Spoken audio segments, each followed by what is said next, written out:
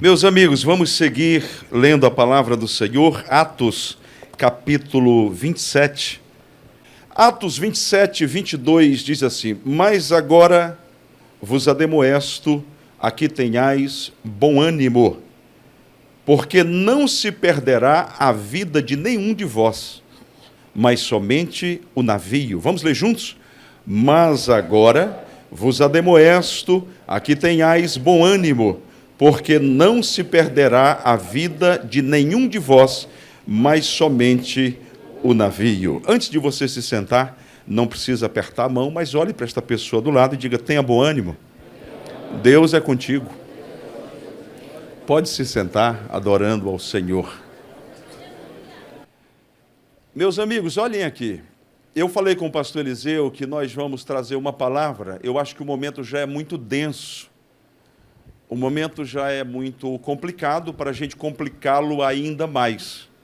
De maneira que eu penso que se a gente tira a atenção e tira o pé, fica bem melhor para a gente sobreviver a este momento.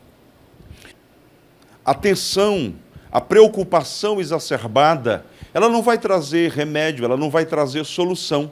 A gente precisa encarar com verdade, com seriedade, com prudência, mas a gente precisa encará-la também de forma desarmada. Nós estávamos nos Estados Unidos e eu estava com meu sobrinho, a minha família, ele dirigindo o carro dele, de repente fez um barulhinho no celular e aí apareceu uma mensagem.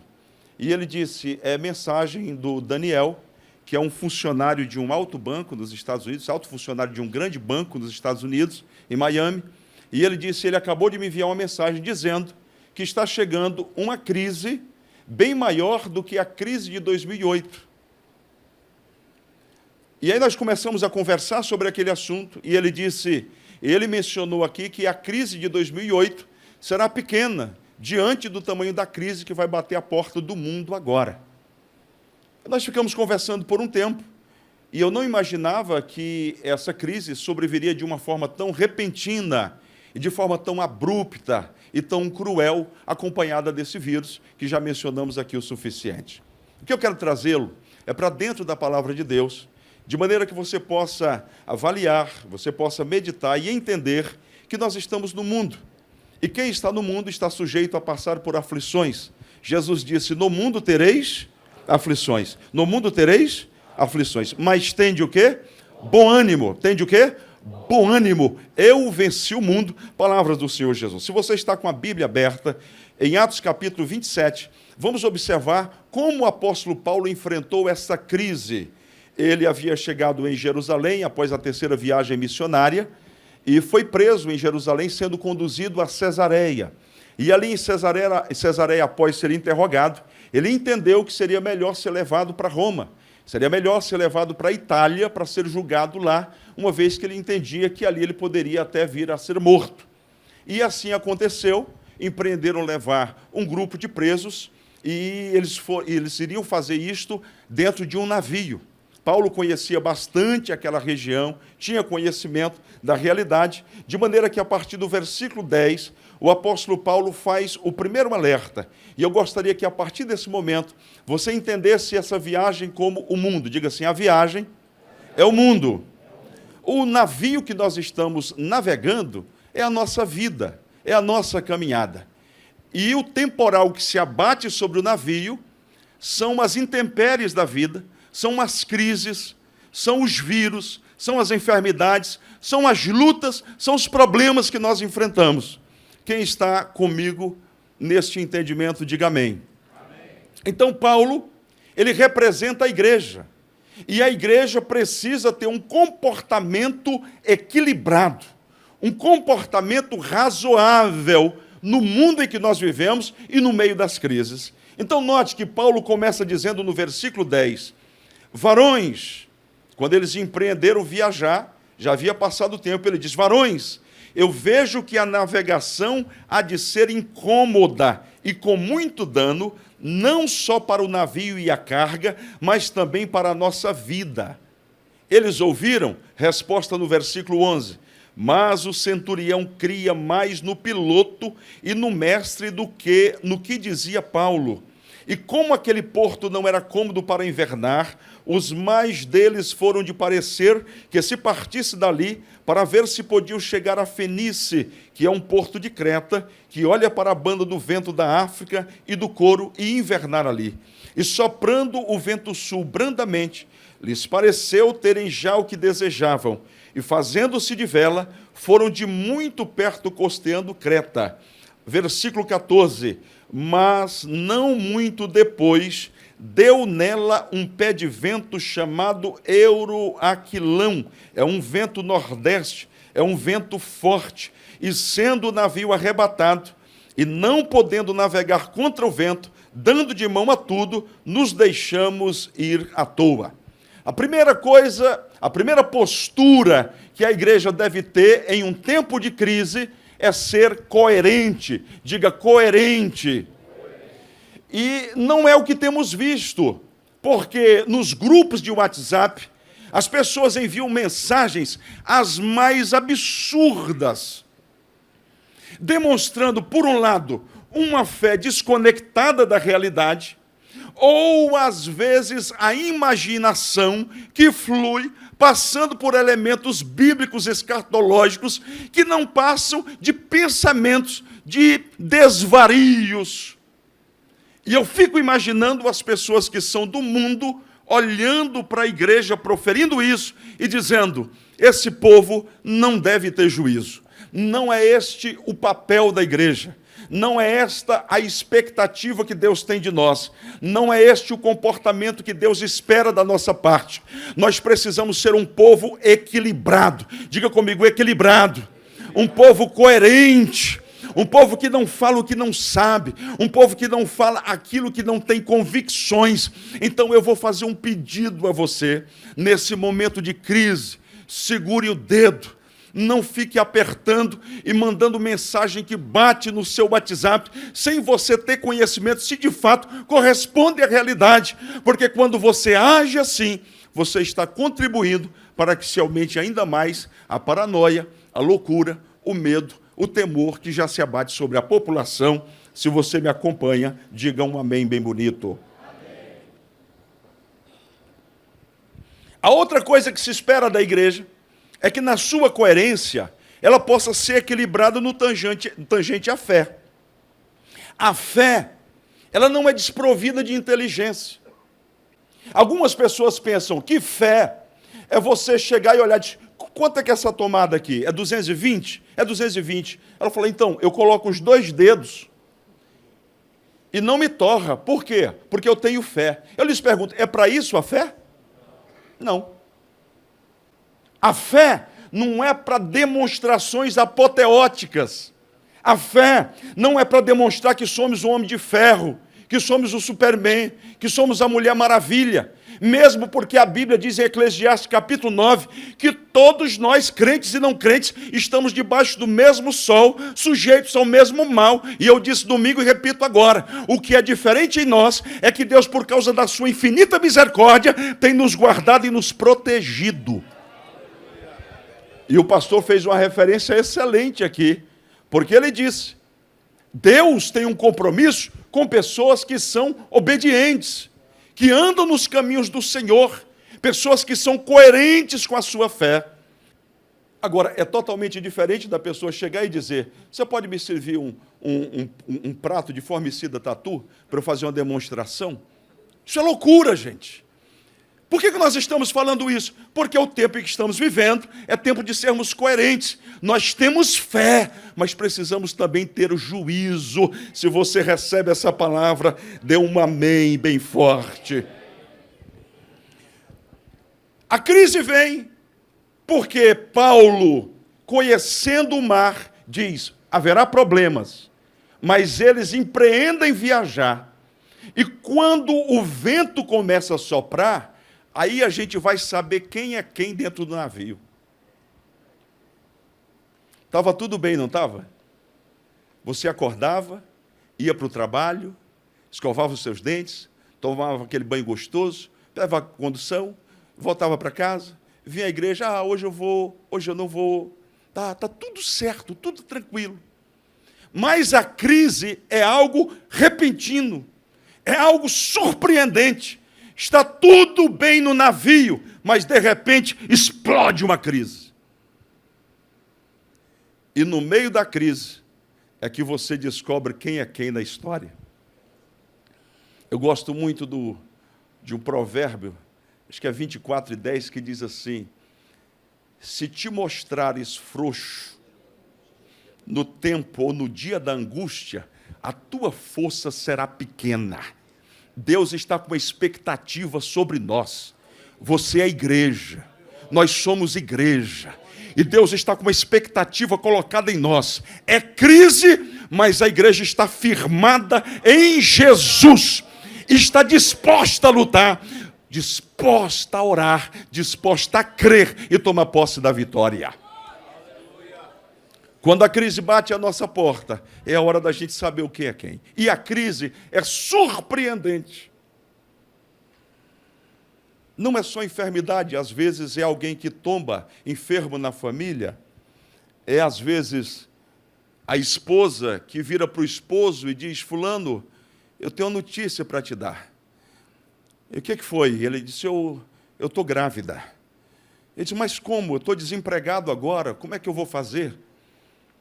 E eu me lembrei do finado doutor Tancredo Neves, quando um rapaz chegou para ele e disse: doutor, eu queria a sua ajuda, porque eu fui surpreendido pela gravidez da minha esposa, e ela já está no 9º mês. E ele disse: mas, meu rapaz, se você que já tomou conhecimento há 9 meses foi surpreendido, imagine eu que acabei de saber agora. O que o senhor quer dizer com isso? Que a crise, ela se abate de forma inesperada. E nós precisamos o quê? De equilíbrio. Nada de ficar arrancando os cabelos. Oh, meu Deus! Oh, meu Jesus do céu! O que será de nós agora? Isso não é coisa de crente. Crente sabe da gravidade, mas mantém a postura. Diz: está séria a coisa, irmão. Eita, vírus terrível, esse corona. Mas eu estou acreditando no Deus Todo-Poderoso. Estou orando pela minha casa. Estou orando pela minha família. Isso é postura, equilíbrio. É diferente daquele irmão.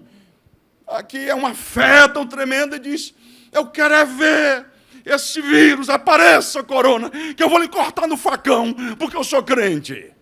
Isso é um extremo. Isso é uma coisa que não compete aos crentes.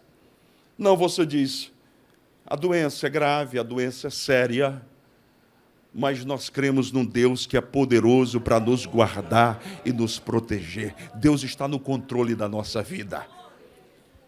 E aí, Paulo, o navio está se arrebentando. Aí ele diz assim, 16: e correndo abaixo de uma pequena ilha chamada Cauda, apenas podemos ganhar o batel.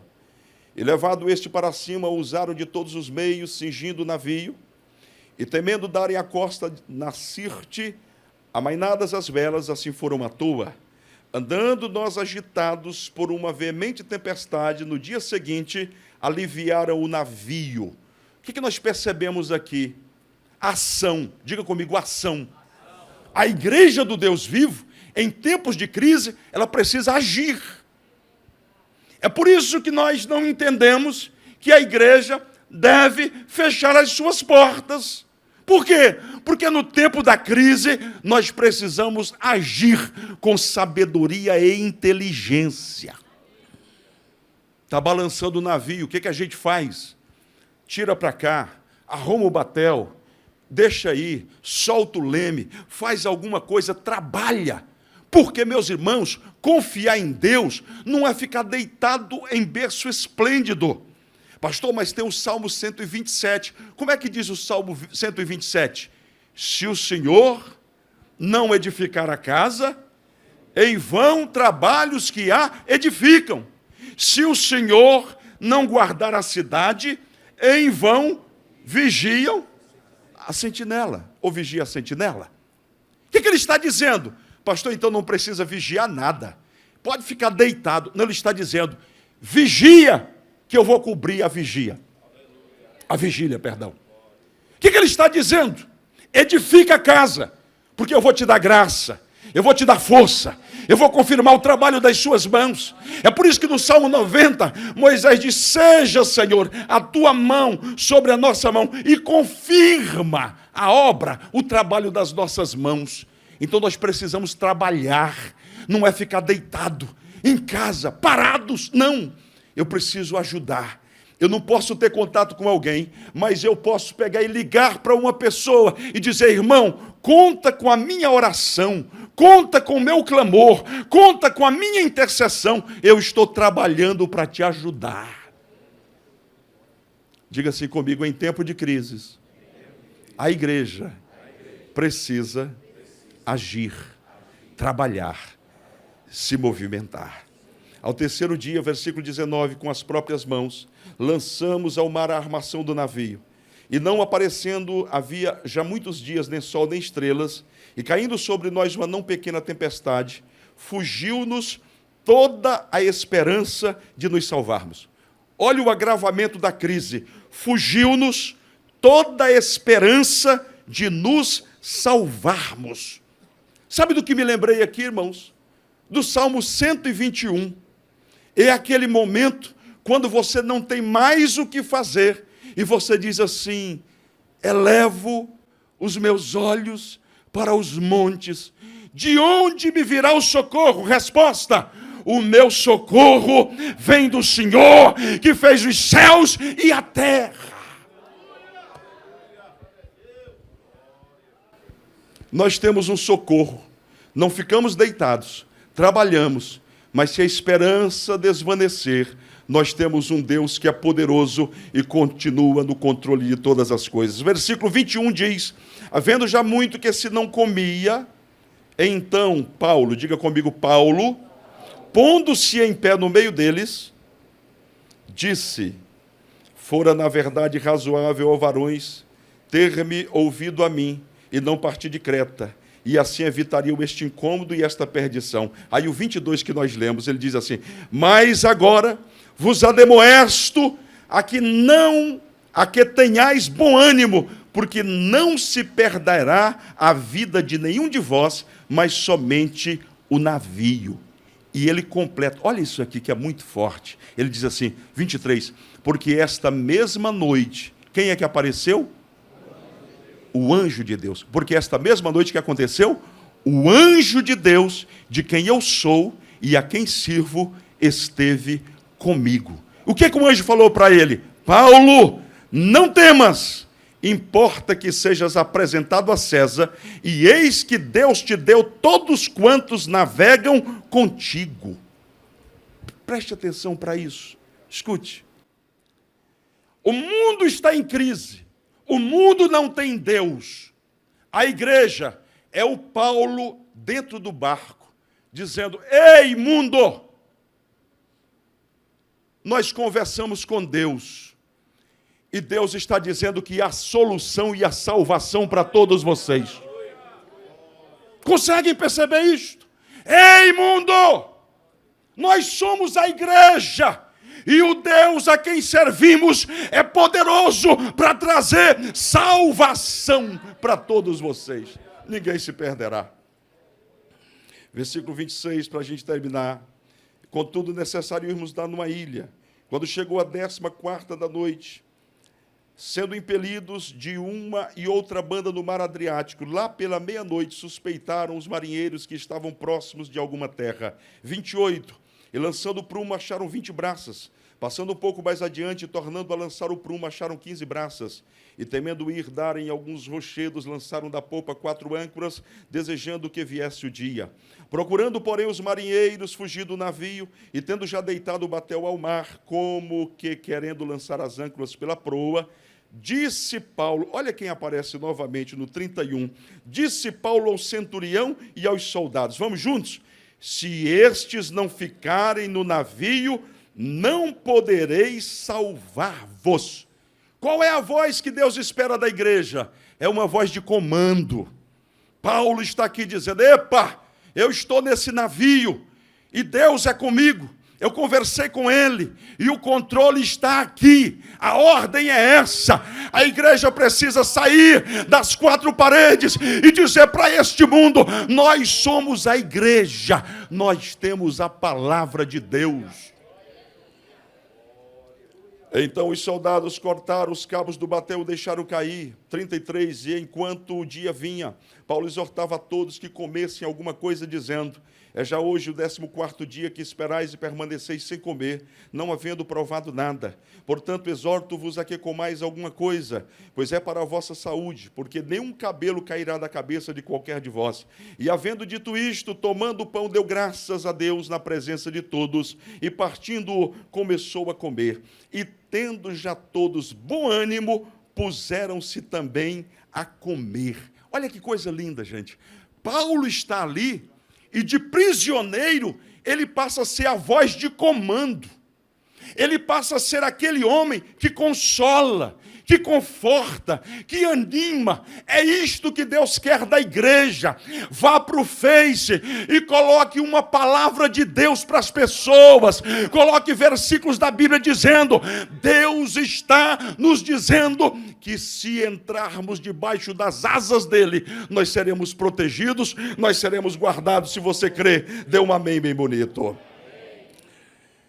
37 diz: e éramos ao todo no navio 276 almas, refeitos com a comida, aliviaram o navio lançando o trigo ao mar, e sendo já dia, não reconheceram a terra, enxergaram, porém, uma enseada que tinha praia, e consultaram-se sobre se deveriam escolher nela, encalhar nela o navio.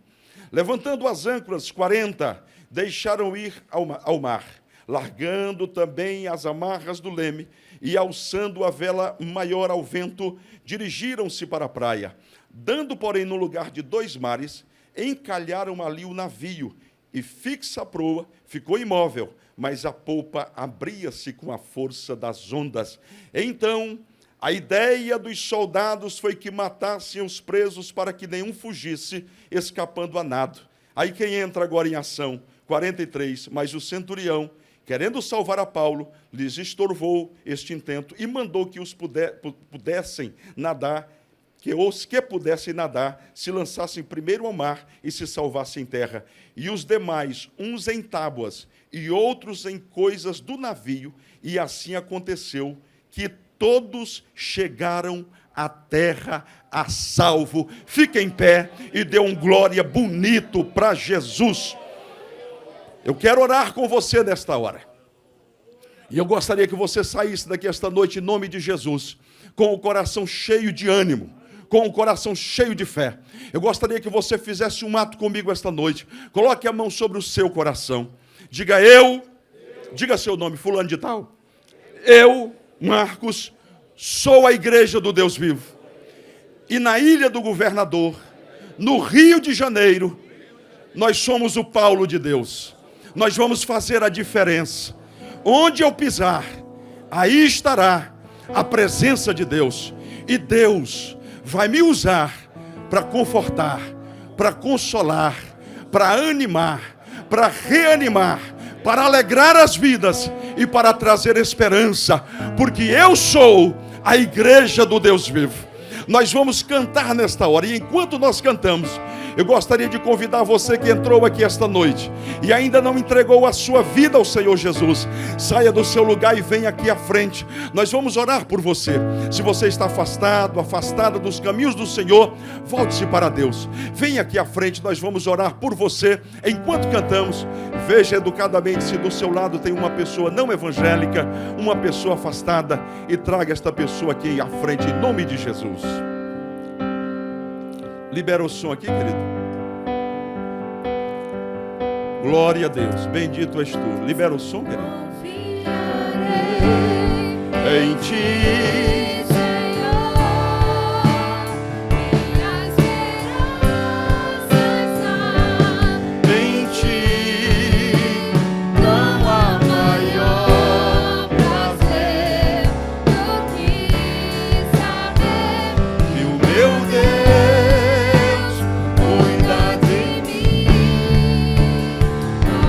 oh, glória a Deus, uma vida preciosa para o Senhor Jesus. Aplauda bem forte. Se nós temos a primeira vida, É possível que teremos a segunda também, a terceira. Onde está você, que não é evangélico, que está afastado dos caminhos do Senhor? Venha para Jesus, venha. Que o meu Deus cuida de mim. Glória a Deus. Nós temos aqui uma vida preciosa e vamos orar por ela. Qual é o nome dela, irmã Mara? Camila. Está retornando, Camila. Você já foi batizada em águas? Não foi. Então, nós vamos orar por você. Você será encaminhada à nossa sala de integração e discipulado para receber uma lembrança. A irmã Mara vai com você e nós vamos ajudá-la na caminhada. Amém, Camila? Que Deus te abençoe e te guarde. Tem família aqui? Aqui no Rio não tem família? Tem família aqui no Rio. Então a bênção de Deus que procede deste lugar é sobre a tua vida, sobre a tua casa, sobre a tua família também. Você é o Paulo de Deus na sua casa, para poder estabelecer ânimo, confiança, alegria, força, fé na sua casa, do seu lar. Estenda as mãos para cá, vamos orar pela Camila. Pai querido, nós te louvamos. Bendizemos o teu nome pela vida da Camila, Senhor. Neste momento em que o mundo enfrenta uma crise tão terrível, ela está se abrigando debaixo das tuas asas. Nós pedimos agora em nome de Jesus Cristo, perdoa os seus pecados, firma na tua casa, Senhor, que nada e ninguém venha tirá-lo da tua presença. Nós oramos assim como igreja tua e o fazemos em nome de Jesus. E o povo de Deus alegre e feliz diz...